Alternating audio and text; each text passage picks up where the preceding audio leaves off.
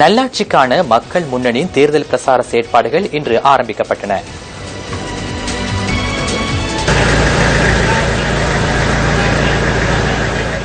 தெஹிவளை விஷ்ணு ஆலயத்தில் நடைபெற்ற விசேட பூஜை வழிபாடுகளின் பின்னர் தேர்தல் பிரசார நடவடிக்கைகள் ஆரம்பிக்கப்பட்டன.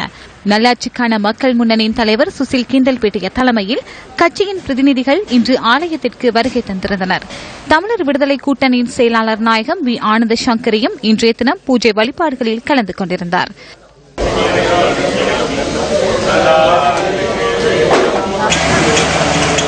இதேவேளை நல்லாட்சிக்கான மக்கள் முன்னணியின் தலைவரும் வேட்பாளருமான சுசில் கிண்டல்பேட்டிய மருதானையில் நேற்று நடைபெற்ற மக்கள் சந்திப்பொன்றில் கலந்து கொண்டிருந்தார்.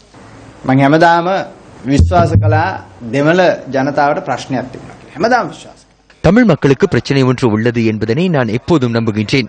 அதே நிலைப்பாட்டில் தான் நான் இன்றும் இருக்கின்றேன். அது குறித்து பல சந்தர்ப்பங்களில் நான் கதைத்துள்ளேன்.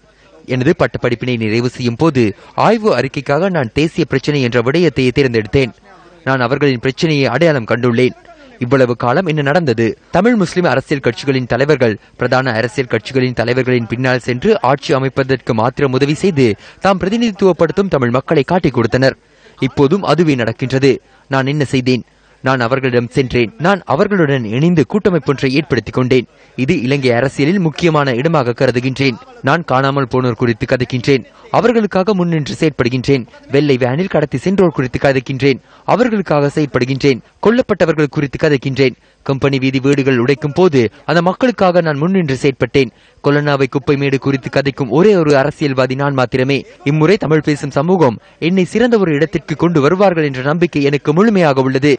பாரிய நம்பிக்கை ஒன்று உள்ளது. அதற்கு பிறகு அந்த மக்களை என்னால் விட்டுக் கொடுக்க முடியாது. அவர்களை விட்டு செல்ல முடியாது. அப்போது எனது இதயத்தின் ஒரு பகுதியாக அந்த மக்கள் அன்று இடம் பிடிப்பார்கள். அவர்களின் உரிமைக்காக தமிழ் பேசாத நான் பாராளுமன்றத்திற்குள் சென்று கதைப்பேன்.